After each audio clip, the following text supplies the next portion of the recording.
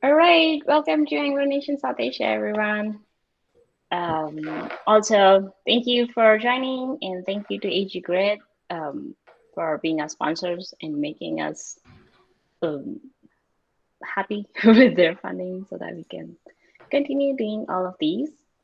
Today, Kyler and I are going to talk about Nx Storybook, which is something that we use at work, but we also wanted to share it with people who haven't had the opportunity to use Storybook or a monorepo or work on a design system or understand what the configuration would be like and all of those things. So let's get started. You all know about me, but Kyler, you want to introduce yourself first? Sure. I am Kyler Johnson. I'm a senior principal software engineer at Dell SecureWorks. I'm lucky enough to work with Ankita. And yeah, I'm a co-host of the Angular Americas show right here on Angular Nation. So if you have time, we have a show coming up this Friday on the 21st. If you can make that, it might be kind of late for some of you here, um, but it's a lot of fun. We have a lot of fun talking about it. So I guess I'll go ahead and get started. Yeah, go for it. All right, I'm going to share my screen.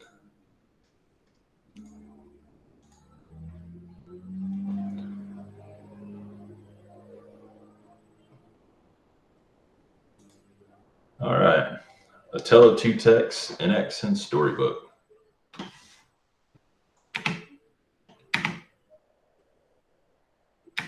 Yep, yep, that's us.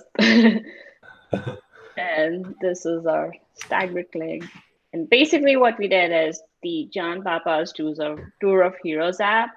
We converted that into an NX monorepo and added Storybook to it and changed a whole bunch of styles and everything. Added our own flair to it. And then maybe I could show you the app. Color, you said you don't have it running, right? I do. Yep. Oh, you do? Okay, yeah. Maybe we could just give them a tour of the app first. Yeah.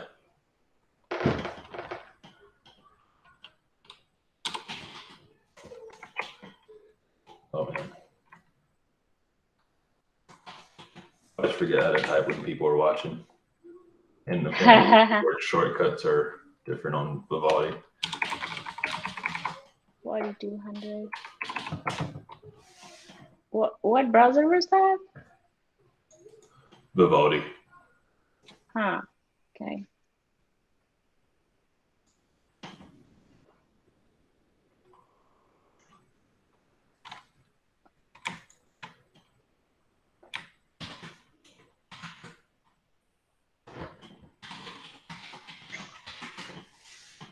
There we go.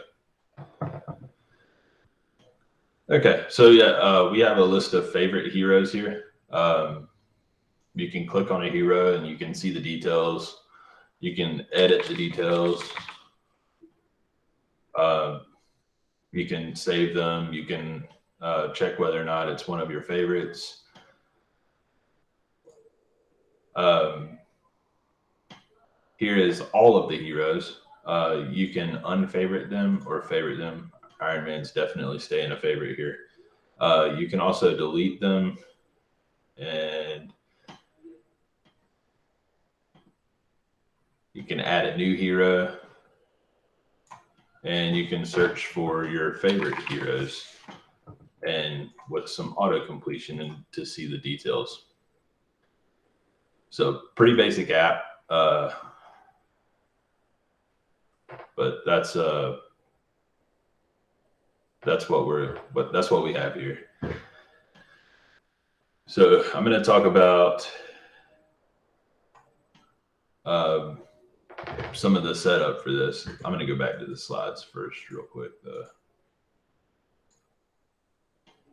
So naturally, we're using Nx. So we have different sections of our app broken up into libraries, feature libraries, data access libraries, that sort of thing.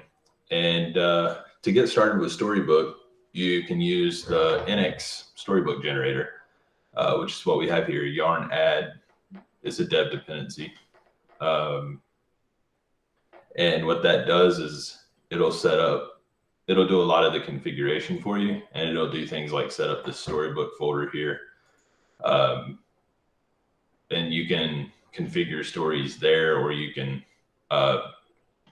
configure whatever add-ons you want. There's a lot of add-ons you can add to Storybook. And Ankita could probably tell you more about what's available there than I can, but I don't think I've done a lot with add-ons other than the essentials. Yeah, the essentials give you 6 add-ons in them, and those are usually enough.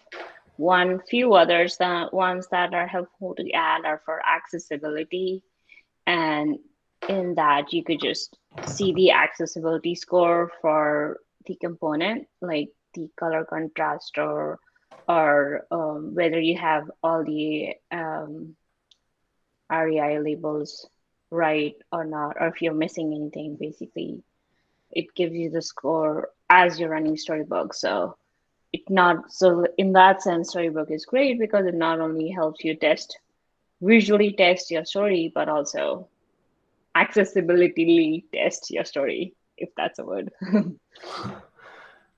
That's pretty cool. Yeah. So we have a bunch of libraries in our repo. We're going to focus mainly on the reusable libraries. And design system components like buttons and cards and stuff like that most often are going to be found in a shared directory, and it's going to be scoped to shared, meaning that any application in your mono repo is going to be able to pull in that UI kit or that UI library with the design system components in it. Also, another way you want to visual test is you're going to have UI kit components specific to applications and specific to maybe even pages. For example, here you see we have the UI kit heroes card. That's pretty much going to only be reused across the Tour of Heroes application. So it's scoped to Tour of Heroes. But that doesn't mean we don't want to add that to Storybook so that we can visually test it, maybe pass it off to design so that they can look at it and test it before it gets implemented in the app.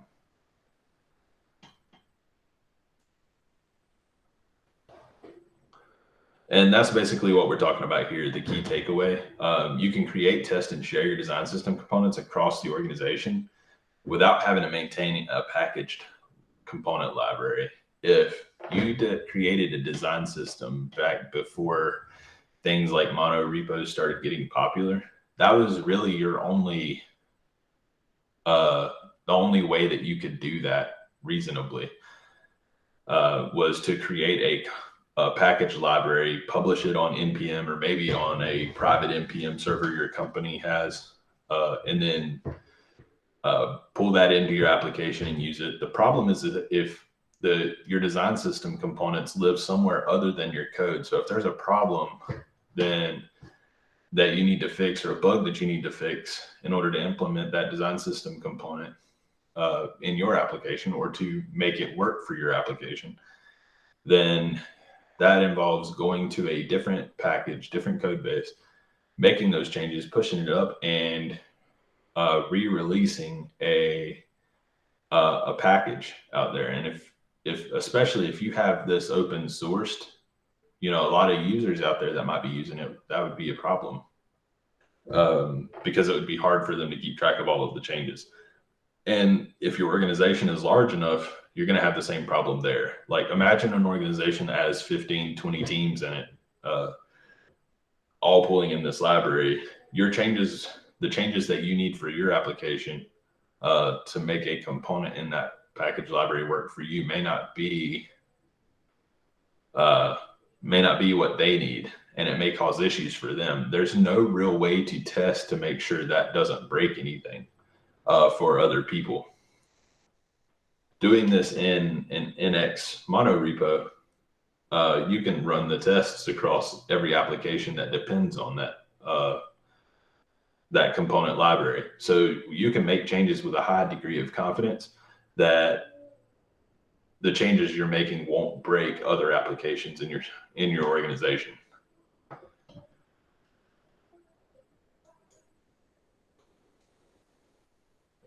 Yeah, we didn't really have that many slides, but just wanted to talk to the code organization. And the other thing is like if you're using you always end up using more than just material or kind of UI or something. And so then it becomes really important to have your code organized in a way that the presentational components actually truly stay presentational components. And then it also becomes really important to test them because they are going to be consumed at various parts of the app. And if you're in a monorepo, they might then again get consumed within multiple apps. So not just Nx, actually, any monorepo would allow you to have a configuration that you could have presentational components clearly defined. And with this demo sample repo, fun repo that we made, that's what we wanted to highlight, this architectural practice of doing so and the benefits of doing so. Tom, you have a question? Yeah, I'm just curious, and I get it's different for every company, big and small, I guess. But like the bridge between, say, a UX designer who maybe creates a PDF and gives it to the poor software engineers and says, "Here you go, do this." With this, they kind of need to be in the code a bit, which is fun. Which I guess this world is kind of changing a bit, so maybe UX people are getting a bit more hands-on in the actual code itself. But I'm just curious, like the crossover from design tools like Figma or Sketch, etc., into this kind of system. How does that, or do you have any experience with how that works? Or? Yeah, so they actually don't need to be in the code. There are two things about this that you need to know. One is that you could also have a design add-on, and in the design add-on allows you to link your storybook story with either Figma or Sketch or whatever app, or even if it's a PDF file, you can have a PDF file link in your stories. So, and the other thing is that they don't need to see the code, because as a software engineer, you will be the one who would be working on the code. They just need to see the published link, and you could publish your storybook. They don't need to like download the app and run Storybook locally and then see it. You could publish your Storybook link, and then they could just view it as any other website. And they would just like, a lot of companies have done that. They have published their Storybook stories that you could just see. And you could see how they have organized their entire design system. I'm sharing one that I personally refer to a lot while working on the things that I'm working on, is the Audi's one. They have separated it by components, and like they also have a lot of documentation in there, and they let you so for a designer, the designer would go to this link and see, okay, this is what the accordions are going to look like, and they have all the documentation, and then they have all the stories, and inside under the stories category they have all the variations of okay. Maybe I could just screen share. Just to show you what Ankita was talking about, is right here we have a story. This is our basic flip card that you'll see in the Heroes app. And you can do different things. This is one add-on called Controls that we have. It allows you to visually test to see what happens if the title is too long. And you can easily test stuff like that to figure out how your component reacts and to make sure that it doesn't break the layout if something like that happens. The other thing that Ankita mentioned is the design add-on. You can add the design add-on, and it would basically add another tab here called design. And when you click on it, you would add a link to it. And down here in this section, this bottom section here, it would actually bring up Figma or wherever your design lives based on that link. So you can compare what you have here with the design that UX has, or the designers have created for you. So they can actually go and look at this. They can actually go and look at this and compare side by side and let you know, like, and same with QA. QA can go look and say, hey, this font looks a little different, or the font size is a little off. So, yeah, okay, yeah, that's great. Yeah. I guess I've worked with, you get a PDF and that's the end of it. You basically you go and do your job, and then you don't hear anything else until they come back and say, why doesn't it look exactly like that PDF I gave you? And you're like, Yeah, so yeah, they could like open the PDF on one tab and open the storybook in one tab and compare, and like you could have conversations about colors and spacing and all of that like that. But yeah, okay. it's helpful not just for designers but also for QA to know various states of what your component could have. Kyler, could you expand the cards one? yep, So you can see like that one has, when you have no hero, that's how we show no heroes found, but this is what like a basic hero card would look like, and then you could edit and see like how to handle text overflow and all the other craziness that UX never thinks of, but always end up happening in the app, and then they complain it doesn't look pretty because they always use lorem ipsum text, and don't get me started about all of that. So um, I think that was pretty much everything that we wanted to cover, though. there is one more thing we might want to talk about, and that is whenever you add Storybook, you have to, without a little bit of changes, you have to run Storybook based on the lib. So you would say, you would tell NX, hey, I want you to run Storybook for this library, which if you have a ton of UI kit libraries, that's that's not, that's not very convenient, right? Yeah, Because you want to be able to run it once and see the whole design system, all of the shared all component, of the like UI UI kit components. stories. Yeah. Yeah. Yeah, so like the So way NX has configured it is that you could add Storybook to individual libraries, and that is great if you just want to focus on one library. Um, but if you want to run it for all of like the configuration command, let me send that here, and then let me. uh, basically, So what yeah, the sorry, I was just saying that I just also shared the configuration command. That's for NX, but yeah, for to you would be adding it at a library level and not the app level. yeah. So you can do that to get all of them to show, which is what we've done in this app. Uh, Ankita created a combined stories library. So you see, if we collapse this, you'll see this stories library lives within our libs folder. And what this does, and the configuration for this is right here in main.js. So you'll see that this tells it to look for stories files inside of our libs here. So now if we expand this, you'll see that it is picking up this flip card here because it's got a .stories file.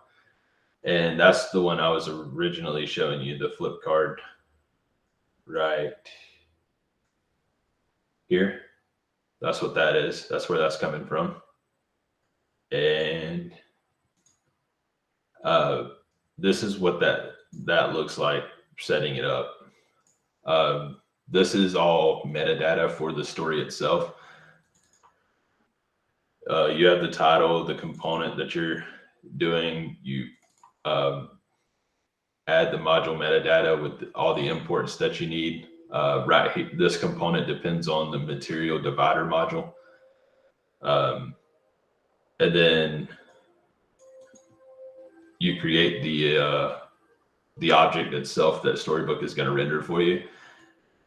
The template for that, of course, just looks like what an Angular template would look like whenever you implement this. You pass in the arguments here. And you can do a lot with this, right? Like if you have an action or whatever, you can actually show in your storybook, like, hey, this outputted an action or whatever, and you could add text to the screen or whatever to show whoever's testing in Storybook, like, hey, this did output an action, kind of thing. Just whatever your needs are there. And then I think the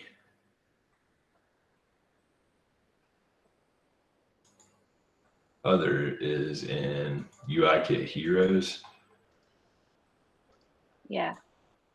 And here is picking up this story. And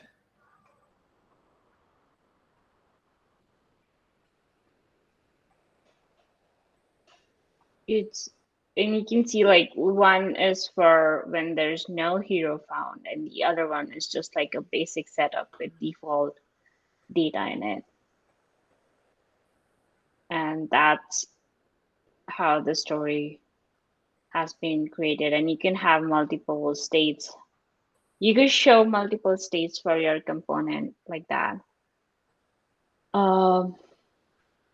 But yeah, so you could run multiple libraries together or just focus on one.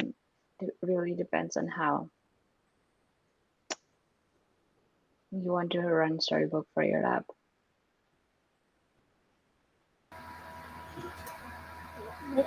Is there any like visual testing capability? Like, I mean, if I have one component that's using, or I have a button component,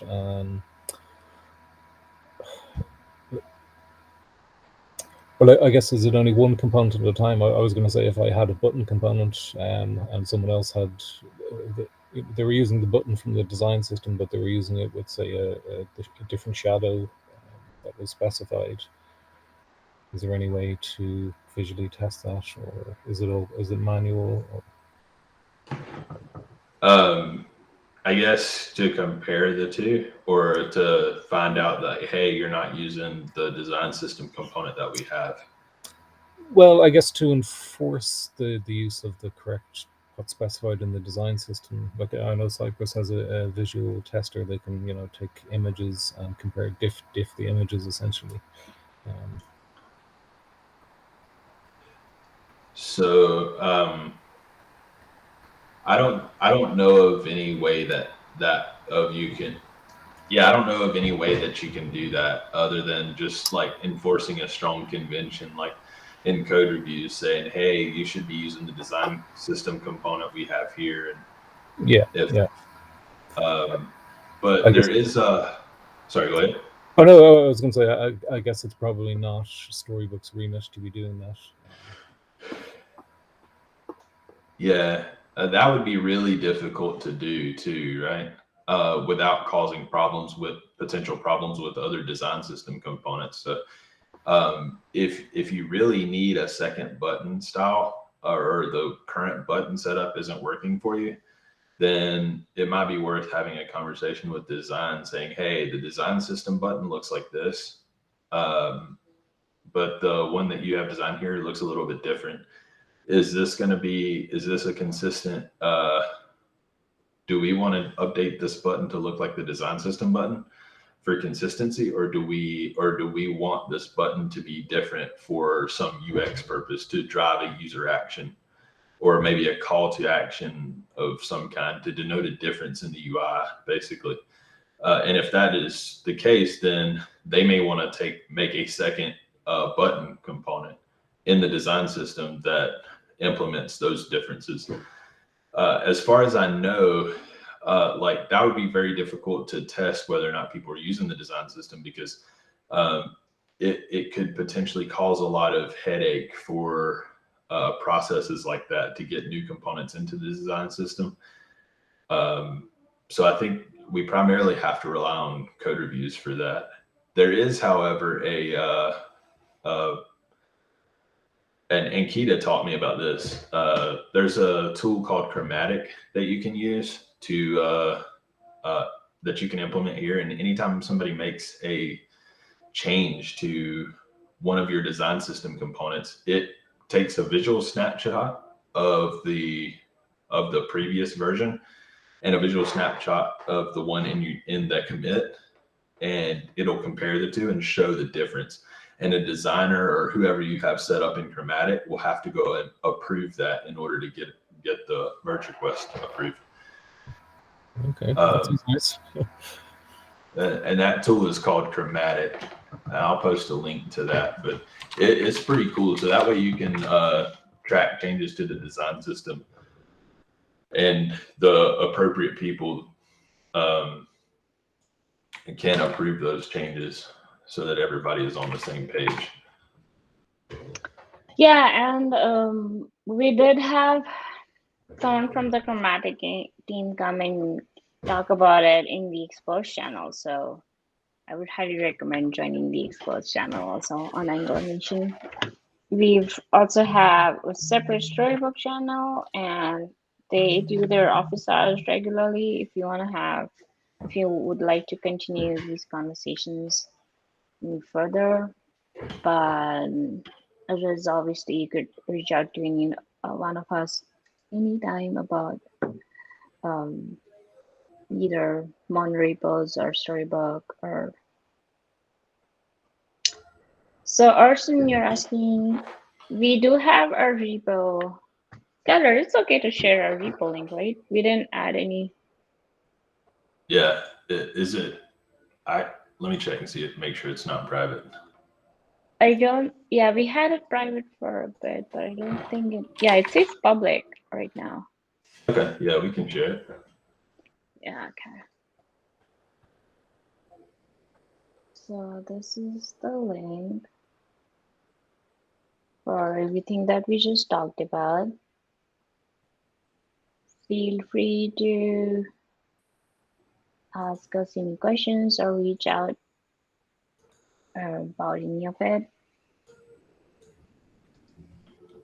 Anybody have any questions? Or this is really just a discussion. Like, we're just hanging out, geeking out about this stuff. So if you have anything you want to talk about or bring up your experience maybe, or a question, or maybe just a process. There's a lot of process involved with something like this. So if you have a process question, just to see how other people are handling the process, feel free to talk about it. Yeah, or just what are presentation components? Or what is a design system? Why do you need one? What is Angular? I hope you don't have that question, but still. I don't want to be hogging the questions, but I have another question, if that's all right. Yeah. Just in terms of how you fit it into your workflow. I mean, is it the first thing you go to, or would you work the component in the app and then get it into Storybook after, or do you use it like kind of prototyping? Or I think it's best to use prototyping. Like, you can develop that component in isolation. You give it the data that it needs, and that way you have it ready to go before you implement it in your app. Sometimes, especially like if you're working in a big app, it can be kind of overwhelming to add a new component in there right away. You have all this other stuff going on, so developing it in isolation can make things a little easier sometimes. Sure. Yeah, and especially for when the API isn't ready for the data, with the data that you need, but you want to get started because the designs are ready, or if you want to just prototype something real quick and share it with the team to see if it's even possible if we had that sort of a data. So it's helpful like that. But if you already have presentational components, um, it's helpful to then add them to Storybook so that you always have a visual test readily available to go and look at for that component for various states of that component, like when there's no data or when you have 10,000 data for the same kind of component. Like how does one card versus how do 10 cards align in a container and things like that. It also really helps enforce the idea of that these need to be presentational components.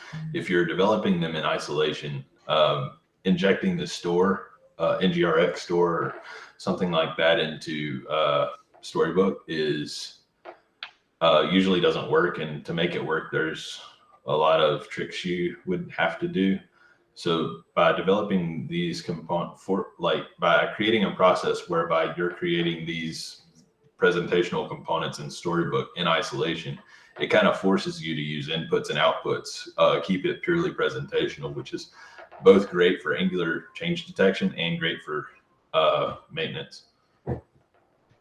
Yeah, and like presentation components for me are like pure functions in JavaScript that they are dumb in the sense that they won't manipulate the data that you provide them. They'll just present it the way that they're supposed to present it. So they could, and it gets hard to think of that when you're always looking for, oh yeah, let me just add this filter to it or add this quick data manipulation function to this. But you'll be fine at for the one thing that you're working, but the minute you start using that component at another page and then another page, and then you just find that you should have just kept it as simple as possible. So it's a good practice to break down your components to be as dumb as possible, the presentation components to be as dumb as possible. I know Tito has his hand raised for a long time. Go ahead, Tito.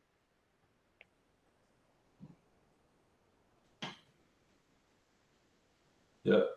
Tito, did you have a question? I see he's unmuted, but I don't hear him.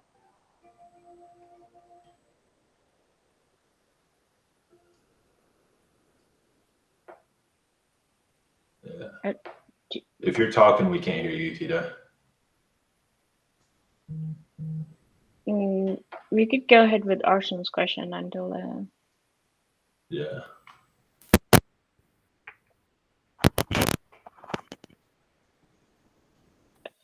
Okay. Okay. Yeah. Yeah, we can hear you now, Tito. Okay. I was just going to ask, with Storybook, does Storybook replace your test files, or it just reduces the amount of text you need to write for your components or things like that? No, they wouldn't replace your test files. You'll still want to test your component, test the behavior of it, right? So it's just a way of developing it in isolation in a way that you can visually look at it and test things. Like it's not easy to write a unit test to see like fancy card title that is way too long, right? Where it goes down to a second line. Maybe you want to truncate that and say if it's too long or beyond a certain amount of characters, you truncate that and then maybe show a tooltip on it that shows the rest of the title or something like that. That might be kind of weird, but you get the gist of what I'm saying there. You can't really test stuff like that, and that's something you want to handle during the development phase, right? So that's something that you can't really test. That's what Storybook gives you here with the controls add-on you get here. You can test a lot of that stuff during the development process so you don't catch that bug later in production. And it's a little bit easier to do that to test like this in isolation, right? So you would still have your spec files that like if you're editing the content, for example, you wouldn't do it in a presentational component, but you would have like an event emitter that raised a edit fancy card event or whatever, and your container component at the top level would handle that, right? So you would still test stuff like that to make sure that when you click the edit button or submit the edited content, that event still gets submitted. That's stuff that you still won't be able to ensure with Storybook. So you still do need your spec files. This just provides another way for you to visually test things during the development phase. Okay, thanks. Sure. Yeah. Thanks. Thanks, Kayla and Akita. I just wanted to ask something a bit different, but kind of related to NX. I had this situation I was trying to deal with, but I changed direction at some point. I wanted to have an asset lib that I could also use within another lib, like I wanted an asset lib that another library would depend on, not just the application. I could have my assets library and have an application depend on it. That's fine. But I was thinking of how to, if it was possible to have another library depend on the assets in another library, like a library that is just dedicated for assets, CSS and images. Yeah. Yeah. So it sounds like you're aware that if you try to create files in an Nx mono repo that isn't part of a library, Nx will complain about it. So I think we actually have an example of that, right? We had to create Ankita and I ran into that same problem. So we created a styles library here. And that's where we have our global styles, like our colors and our color variables, that we have exported here. And that's a bunch of stuff like Angular material theming that we've done. Yeah, and so I want to say it's a feature, not a bug that Nx has, that everything should be a library, but for styles, it seems to be an overkill. But the library would only have just the shared assets. So I think it's fine. It's just But how can I use it? But how can I use it from a different library? Because what I did was that I had a library with the shared assets, but I was having trouble importing it from another library, trying to reference the SAS files from my CS from another SAS file. Just like how you have your use statement there. So having to use the use in a different library. Okay. So was it underlining the path? Was it complaining about the path, or was it or did it look fine syntactically and it just wasn't grabbing the styles that you expected? It was complaining about the path. Usually every library. Okay, sorry. Okay, I understand what's going on. So this is you would set. So are you familiar with Nx's concept of library boundaries? Not really. Okay, so No. this is a really important part of Nx that was very confusing to me at first.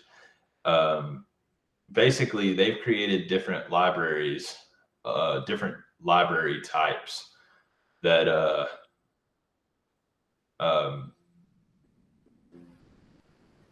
trying to show you where that is. It used to be. They changed what file that's in, right? The ESLint config, which is on, yeah, that one has it. Okay, so yeah, Nx comes out of the box with four basic library types, right? You have a type app, which is going to be your applications in your app directory. You're going to have a type feature, which is going to be your container components, right? And most often those are going to coincide with a screen. Like you have a dashboard page, you're going to have like a feature dashboard library that has that container component. And then you'll have type UI kit, which is, or type UI is technically what they call it, I think. And that's going to be a library containing only presentational components, a library type only presentational components.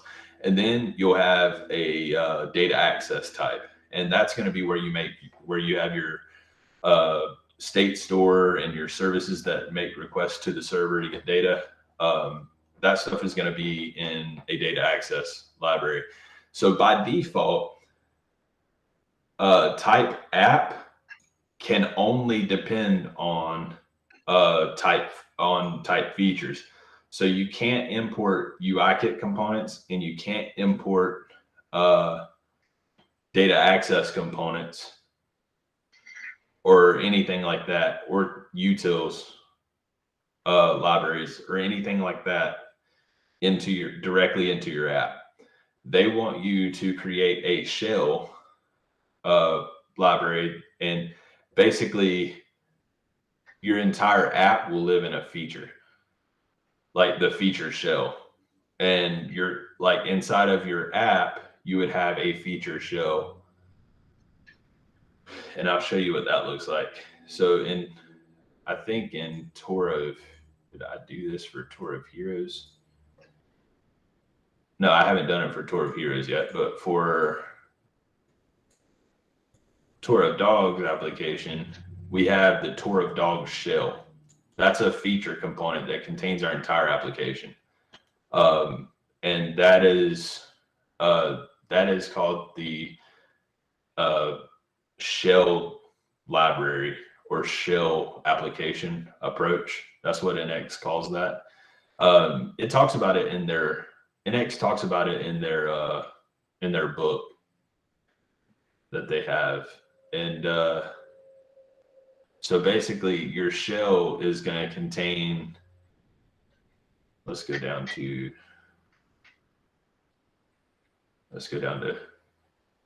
shell. Tour of Dogs, feature shell. So basically the stuff that you would have in your app component would go here. So this is going to have the app routing module. This is the global app routing module. We don't have any route set up for this one. We're still actively working on it. You'll have this feature shell module, which you will import from this feature lib.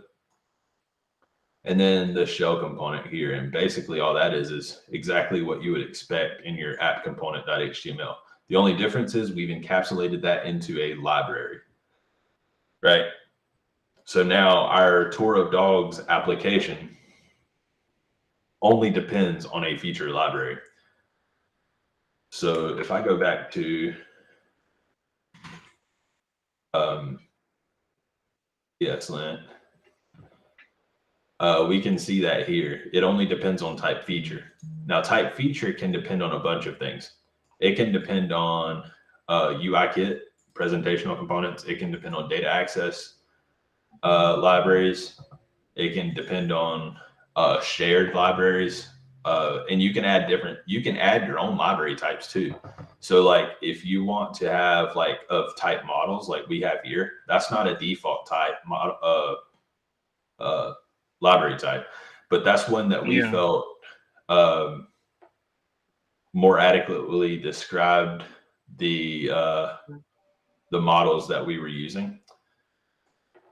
So I think the error you're seeing in importing that library probably has something to do with these module boundaries.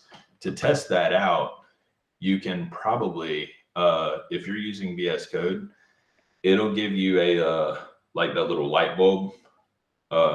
And you could, and it probably give you the option to, I think it's how does that go? Yeah, Ankita, it says boundary errors. It shows you the boundary errors and it calls out like you cannot import like a feature inside a UI kit. The it's You know, helpful like that. It'll call out what you can do. I also these just are want to when take this. the Sorry, I just want to mention real Okay, quick sir. that we are on top of the hour. So if anyone Okay, no problem. wants to drop, yeah, I mean this is actually a topic that could be presented on its own, just NX and its yeah, libraries and its configuration. And yeah, NX has its own way yeah, of defining your monorepo. And but if you don't have these set up, it's helpful to set these up for your library so that your dependency graph is clean and you are making sure like all the things that should be trace shakeable are all following that pattern and it's a uniform flow of components and libraries and all such things in one direction and not like a circular and you don't have circular dependencies and things like that. It's helpful to define these boundaries for that. I was just gonna say too that to test to make sure that this is the problem that you have, VS Code will automatically suggest to you like, hey, you can ignore this Boundary, yeah. you can ignore this boundary error, and it'll add like an ESLint comment right above that line. And if you do that, that error should go away. And if it does, then this is the problem. So what you want to do to solve that is you just want to make sure that your types are set up as you expected, and that your assets type is. You may want to create a separate type for that. It may not be bad to just, or you would scope it to shared, but the library type would be, it wouldn't be bad to create your own library type for assets if you feel like that more adequately encompasses what you're doing there. And then when you create a new library, there's two things you can do with that here. See, like, for example, we have in the angular.json file, we have the data access library here, right, as a project. And you can see we have a bunch of others, right? We have feature add hero, that's a library, feature dashboard, that's a library. So what you'll see here is these tags. These tags control what type of library this is. So for data access heroes, we can see that it is scoped to tour of heroes. So our tour of dogs can't import it. And it's of type data access. So only a feature component can, or if only a feature module or a feature library can import this, right? And that's how you specify the type. So there's also an option in Nx now to have this angular.json or this project configuration inside of your library itself. So if you have that, if you use that option, then what you're going to see here is this data access dogs, this library would actually have its own project.json or Angular. Project.json, yeah. Yeah, and then it would be the same setup, but it would be there. But that's how you control the type of library. And if that doesn't work, feel free to DM me on Angular Nation or whatever, and I'll jump on a call with you at some point and help you resolve that issue if you still have it.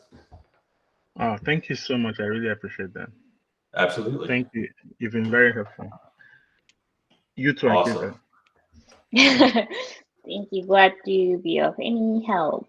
I just also want to, before everyone drops, I just also want to say that this channel is, you could, anytime anyone wants to have any sort of a discussion, just let me know and we could have an event that just, a meetup that just does that.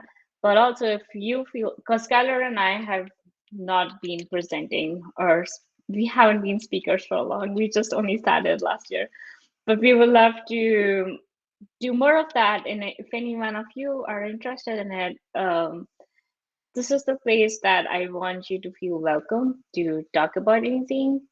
And Rob, it's been a while since you've given us a talk, so hey, I'm looking at you. But also, if any one of you feel like there's a topic that you don't know anything about, giving a talk about it is helpful for you to understand it. It forces you to understand it in the ways that you wouldn't have looked into it if you weren't giving a talk about it, if that makes any sense. Because you're forced to understand it well so that you can explain it. So I would very strongly recommend it to you to feel free to reach out to me, and we could set it up. We could set up a meetup that has you talking about anything, even if you want to talk about templates, the basic thing, the most basic thing about Angular. And it doesn't have to be Angular. It could be any web technology thing, WebSockets or CSS or ES 2022, which I was reading about earlier. It's just going to be JavaScript everywhere. Having hold you on said to that. that, sorry, I missed that. What was that? I said I'll hold you on to that. Okay. Yeah. And having said that, we're already 6 months over. So I wish you all have a nice rest of nice day or evening, whatever time zone you're at. And thank you so much, Kyler, for taking out the time for Absolutely. doing Thanks for this with having me. me, for joining with me. And yeah, we will see you guys around next time. Thank you. Take care, everyone. Thank you, Bye. Thanks, Kyler. guys. Cheers, Yeah, guys. Bye. Yep. Thanks. it's wonderful.